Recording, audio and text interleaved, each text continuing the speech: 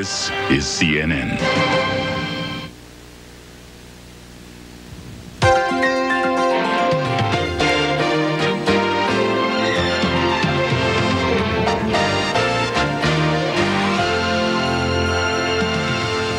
Thick smoke hangs over Sydney, Australia, a city surrounded by raging firestorms.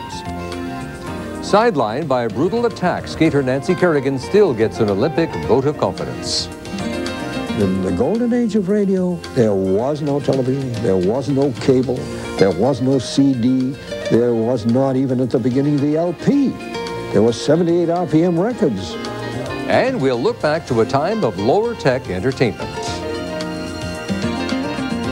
This is Morning News on CNN Weekend with Ralph Wenge from CNN Center in Atlanta.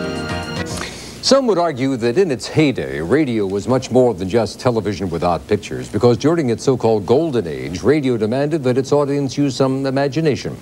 The golden age of radio began just a few years after the federal government licensed the first station. This month, I'll look back.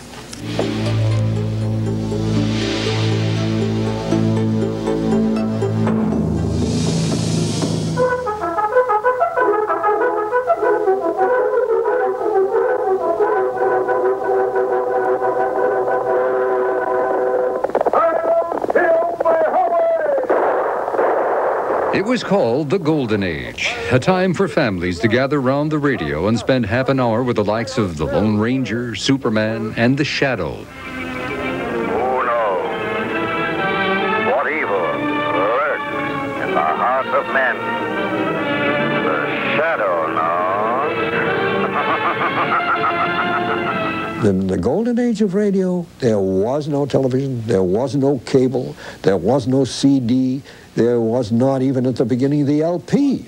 There was 78 RPM records. Norman Corwin is one of radio's legends, devoting more than half a century to it, writing, producing, directing. The fee for an actor on a half-hour network program was $18.50.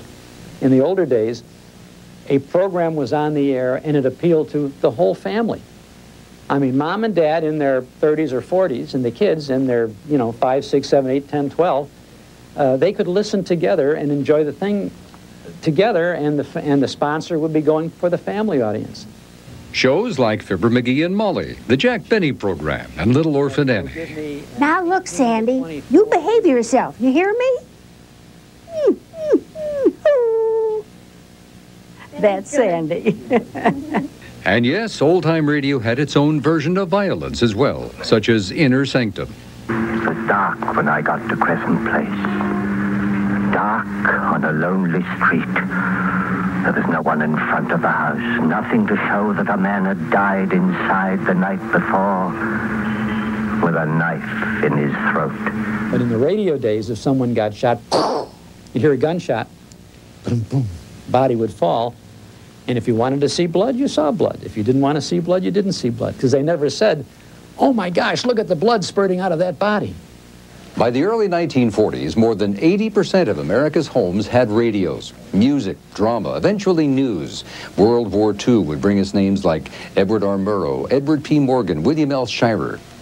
Then something happened that would change radio forever. Something called television. Today, the nostalgia of early radio can be found at the Radio Hall of Fame at the Museum of Broadcast Communications in Chicago. The Chuck Schadens and Norman Corwins feel today's children are the ones who are losing out, that their imaginations cannot be tested in such ways anymore. Well, it was nice while it lasted. Good night. Pleasant dreams.